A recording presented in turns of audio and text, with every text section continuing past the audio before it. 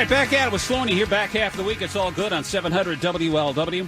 So, Ohio moving forward, obviously, on medical marijuana, we know this, but there's another facet that's being jeopardized, and this is what's concerning about it, because, it may not be for you, it may not work for you, whether it's THC or CBD, and we'll get into what that is in just a second. But, I think personally, and this is my libertarian streak, is here, listen, if you find something that agrees with you, that works with you, works for you, should it really be illegal? And for those that don't know, CBD is a chemical compound found not only in the female bud of the marijuana plant, but it's more commonly extracted from hemp, which the hemp variety of the cannabis plant has very little THC in it. A little bit, trace amounts, but just a little bit. But because of our draconian laws in this country, they treat it like it's heroin, cocaine, fentanyl, and stuff like that, which is absolutely ridiculous. And the reason I bring this up is because in Ohio now, those that sell it are in jeopardy of, well, not only losing their income stream, but going to prison. Because of the way the laws work in the state. Joining me in studio this morning at 700 WLW's Beach Beaches with Hemptations. And this whole CBD thing really came on like gangbusters recently, didn't it? I mean, in the last probably the last 2 years, it really's blown up. It has. I've been carrying CBD products for almost 10 years. And before they were being farmed in the United States, they were being imported, legally imported through customs, CBD from industrial hemp plants. And I want to clarify, this is not a legal issue in Ohio right now. The state of Ohio has not made CBD illegal. That's why we can continue to carry our 100% legal industrial hemp CBD. Right. What's going on is if you have a state license through any state agency, I don't care if it's the Department of Agriculture, the Board of Health, medical, cosmetology, alcohol, cigarette, that puts you under the authority of the state for any of their policies. Okay. The policy of the Board of the Pharmacy's policy is anything made from cannabis is marijuana, right? Therefore, under our authority when it comes to policy. So they're going into these retail locations that have a license, a Board of Health license. Right.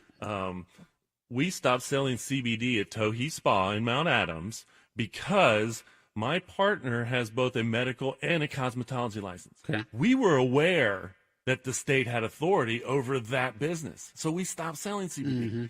And so bureaucracy is the issue. That is correct. The agencies that are fighting with other agencies, and then the feds, you mix the DEA and FDA and all this stuff in there, and that's why it's this land of confusion right now. But the bottom line is, and if you think about this, why there's a big issue. CBD is not the hallucinogenic, no euphoric value. No euphoric, right? It's just, but it binds to the same receptors basically. And a lot of people, and I know some celebrities have been tweeting about this, and others have noticed a decrease in, well, if you have anxiety, for example, it works for some people with that. Others, it's pain. There was the famous story about this, and there's a CBD strain called Charlotte's Web. But back probably about almost 10 years ago, this lady out of Colorado, her 5-year-old daughter, Charlotte, is in hospice. She's going to die.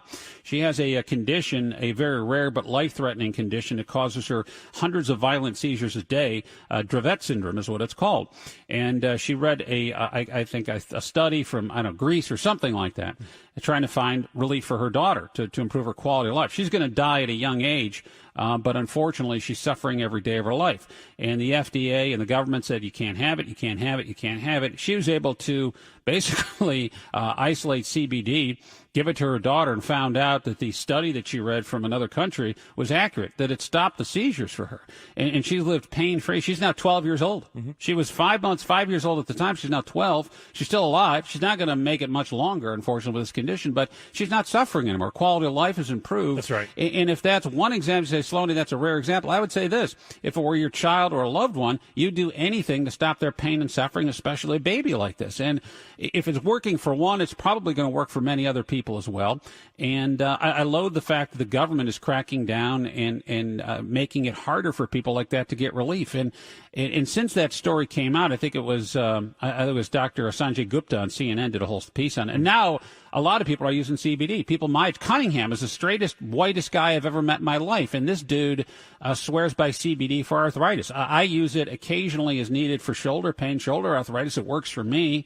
It's less toxic to me than Advil and things, although I use that from time to time as well. And, I hate the fact that the government is telling me there's no scientific proof, there's no credible information, but at the same time, Beach, isn't it the same FDA and the like, they allow products, these supplements on the market to be sold by hucksters that literally are nothing, give you a placebo effect that tell you it's going to make you better in the bedroom, it's going to make you stronger, more viable in your 70s, and all these promises of all these products that they allow to sell, and they say, well, it's not a drug, we can't sell, but at the same time, they tell you can't have CBD. Well, here's the deal. Isn't that the worst part about this? Is the hypochondria on the part of the FDA, the lack of clarity, and furthermore, quite honestly, it's the hypocrisy of it. You'll allow some of these supplements that are nothing but snake oil, but you won't do anything to allow people to get relief from something that's proven to work. Not for everybody, right? Right. It is not. But we have hundreds of customers. I have emails from parents of autistic children that have changed their lives. I mean, we have testimonials from hundreds and hundreds, if not thousands, of people about what this does. And just like you said, growing CBD and extracting it from industrial hemp is no different than growing citrus for vitamin C. It's an over-the-counter supplement that some people find helps them with certain things. And there's no saying we shouldn't use CBD is no different than saying I shouldn't use a vitamin C or a vitamin B12 supplement over the counter. Right. We'll sell you St. John's wort. Nobody knows what the hell it is, but it does something, and no, that's fine. That's exactly. But this, correct. we won't let you touch it. That's right, and it's really that's where as a supplement it is in our hands. The FDA really doesn't actually have much jurisdiction over supplements, but the pharmacy board does. But the pharmacy board has subject over all their products, and that's the irony of what they're doing. Is the pharmacy board in the state of Ohio is now going and they're pulling all this stuff off the consumer shelves. And they're protecting the licenses of their constituents, the growers. Right. Everything in Ohio has to be in Ohio. So it has to be grown in Ohio, packaged in Ohio, tested in Ohio, sold in Ohio at a dispensary. Not one of those growers is going to grow a 0.3% or less THC high CBD plant. Because it's already being done. Well, no, because they can't, because they're not going to find the profit in that. And right, because the market's saturated, right? That's it's right. Like the they THC want the is what they want so at the dispensary. THC is a psychoactive ingredient. When you have the typical Cheech and Chong, stoner, that's the THC, okay? That's what gives you that euphoric effect. And also effect. aids in high pain relief. THC is very good at pain relief. And as someone who uses both CBD and THC, absolutely. There are times where I'm working all day, especially if I'm doing stuff over my head with a hammer or a drill. I'm feeling it at night. Honestly, a couple hits of that, and it takes the pain away. I get 8-9 hours sleep, and I feel total relief in the morning, like no pain. PTSD for soldiers, anxiety. It's been proven before, but that's a THC component, and it's not that. This is CBD, attaches to the same receptors, right? That is correct. The endocannabinoid, our system, our brain has receptors that are made for these genetic pieces of cannabis. And so, that's why it works. And that's why, again, the full spectrum, as you're talking about, you get more out of a full spectrum cannabis plant for medicine if it has the THC and the CBD and all the other things. And the CBD, again, as a supplement or as medicine, if you buy it at the dispensary, then you can call it a medicine. Right. It will not be available at a dispensary. Not one of the dispensaries, by the time they all open, 50 of them or so, will not have the product that we sell on their shelves ever. And so Beach, they're not. So again, it's a Beach from Hemptations on the show this morning with the Pharmacy Board of Ohio cracking down on people selling CBD, and I get it, they're protecting their licensees, follow the money, right? But there's not one licensee that's going, we're not threatened by the CBD industry. It's an entirely different thing. That's correct. And in fact, I would implore. I think this is where the lawsuits are going to come in, is because we can go to the growers and find one grower that has a plan to grow a 0.3% or less THC plant. You show me the first grower in the state of Ohio that's going to do that, and I would say that the Board of Pharmacy may have an argument as to what they are saying. Right. It doesn't change that anything less than 0.3% is federally legal industrial hemp byproduct. Right. They seized seed at one of these businesses. They embargoed hemp seed at one of these businesses because the Board of Pharmacy's policy is everything from cannabis is marijuana. everything I have on, all my clothing. Right. If I walked down here and the border pharmacy could arrest me, they would arrest me for having marijuana, for wearing marijuana under their policy. Yeah. Fortunately, they have no authority to arrest anyone. Because that's a different bureaucracy. That is correct. And thus lies the problem when I'm a limited government kind of guy, and you hear this and you go, well, we need more government. No, we don't, because of confusion like this. You're just making the quality of life for people more miserable. Now, that's right. Beach, one of the other questions, too, with this thing, and I get a lot of times, there's a couple of big questions. One of them, of course, is, does this show up on drug tests? And that's kind of a tricky question. It is a tricky question. My understanding is you would have to take at least 3,000 to 5,000 milligram CBD product, full spectrum CBD product. In one dose? Almost every day, like the whole amount, like a whole bottle every day to show up on a No one can afford that, because a bottle of CBD like the 600, and it's different strength and potencies, obviously, but it's like $80. It is expensive. So you're talking like $100, $200 a day. Yeah. As we're starting to see the growth in the United States come, luckily we're growing here, because those prices would continue to go up if we still had to import it. Yeah, guarantee it, because when I started selling CBD, that same 600 milligrams was like $1,000 in a tube. Straight CBD in a syringe was almost $1,000 retail. Incredible. And then that was imported. Came across through customs, shown as an extract of industrial hemp, 100% legal then, not a marijuana product. No. If I've ever sold a marijuana product in my 23 years of being in business, they would have come in and the law would have shut me down. Okay, but it's CBD. And here's the thing: I've turned some people onto it, and some, like my brother, for example, he's in pain. He's like, yeah, it doesn't really do anything for me. A couple other people say it doesn't, but then there's others I turn on. This guy who's 56 years old. He's still a framing carpenter, which is rare, because usually those guys, it's a young man's job. Yeah. The injuries of the job, shoulders, back, all that stuff. He said, you know what? I take 20 3 times a day, 20 milligrams 3 times a day. Feel like I'm 26 years old again. It's a miracle. Some people it works for, some people it doesn't, right? Yeah, it is true. We have one customer that comes in, and if she doesn't use it once a day at least, then she has to go and have her knee drained, which she used to have to do before she discovered CBD, like once a month. And so, it's a dosage thing. Right. It's not going to work for everybody, but if you're looking for higher relief, obviously you may have to step it up. Like you said, it's not inexpensive in any way.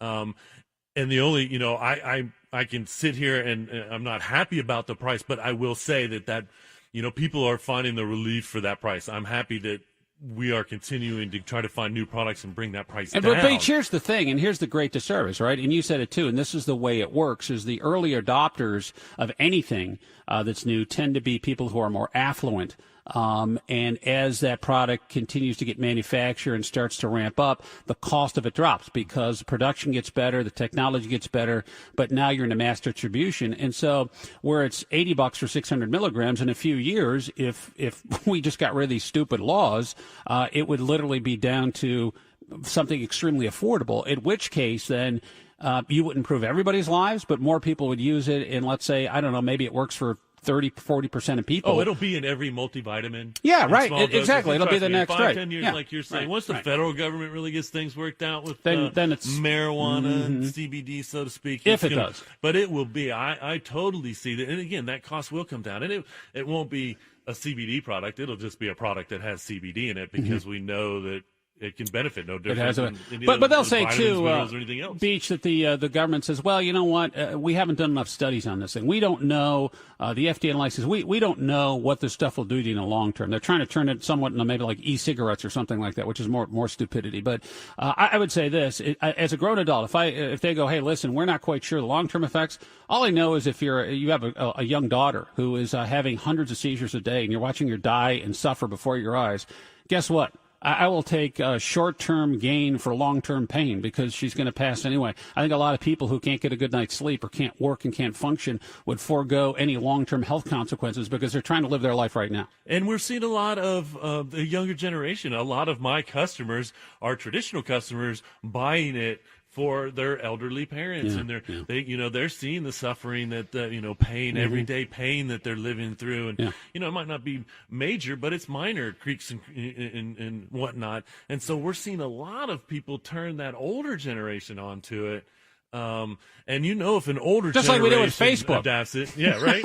And if the older generation, now we've got an older generation of customers coming in and saying, I would have never come in here if my daughter, my son hadn't given me this, and now I can get it here. And so that wouldn't be happening if this didn't do nothing. If this did nothing, if it the genius of generational shift is that the younger generation turns on the older generation. It becomes accepted, and then I don't know if it ever clicks with the older generation. God, we've been lied to by the people we help elect and represent us over the years. It's built on a facade. It's a house of cards. And they lied to us all these years about the bad effects this is going to have. And then if you think about it, how many people needlessly have died because of that suffering. They become addicted to something else because of that suffering because you never had the chance. I'm not saying it's going to work for you. But I would try anything to relieve pain. It's all natural. We're talking all natural. This is, it's not adulterated in any way. It's a plant. An oil some plants can be toxic, but so far we haven't seen that yet. That's right. There's no really. And we've seen no major side. I've never seen any one article or medical that's saying there's any major side effects from using CBD. Right. And that's the problem with this whole thing. We need government oversight because there's bad actors out there. And even in your industry, too. There's people out there that are selling stuff. I totally agree that I would rather have this, once again, regulated and educated. Regulated and educated is not the wrong process. It's the right process. And so, again, keeping something illegal or keeping the people uneducated because of your policies is the 0% right way to do this. And so, it's easier, in my opinion, for them to make it legal and then prove to us that it's bad for us as opposed to have it illegal and then just say, well, it's bad for you. You can't prove it's bad. You can't prove it's good for you because it's illegal. And so we'll make it legal so we can prove that it is, or you can prove that it really is bad for us. And so, we're seeing that across the country. You were saying something about the CBD is everywhere. Forbes magazine put it on their top 11 things to do in 2019. Try CBD. And so, educate yourself on it. Find out whether you think it can use her. But it is everywhere, and people are finding relief for it. And, the only way Hemptations will stop selling it is if the state of Ohio would have to change its laws on CBD. CBD is not illegal in the state of Ohio. However, but under the Board of Pharmacy, according to their rules, it is. Their policy. It's a policy. It's not the law. And there's the hang-up right there is the Board of Pharmacy is all worried. At the same time, though, we'll let you go and buy literally hundreds of supplements at any drugstore, GNC, Costco, wherever it is. You can still buy the cigarettes from your cigarette license guy. Yeah, right. Well, no, if you look at the back of these labels, it says the FDA hasn't concluded this product has any benefit whatsoever. Take it at your own risk. That's right. How is that any different than CBD? It's not. It's not. No, it's 100% the same thing. None of the things that CBD is good for is backed by the FDA. It's true. We don't make medical claims either. We're not going to tell you that. What's the difference between St. John's wort or Eye of Newt or CBD? I know for some people, though, CBD works hella good. Beach, thanks again from Hemptations. Where are you guys located? We are O'Brienville, North Side, Sharonville, and also in Dayton. He's global. The man is global. Good to see you, pal. Thanks again. Appreciate it. We got news in about 5 on 700 WLW.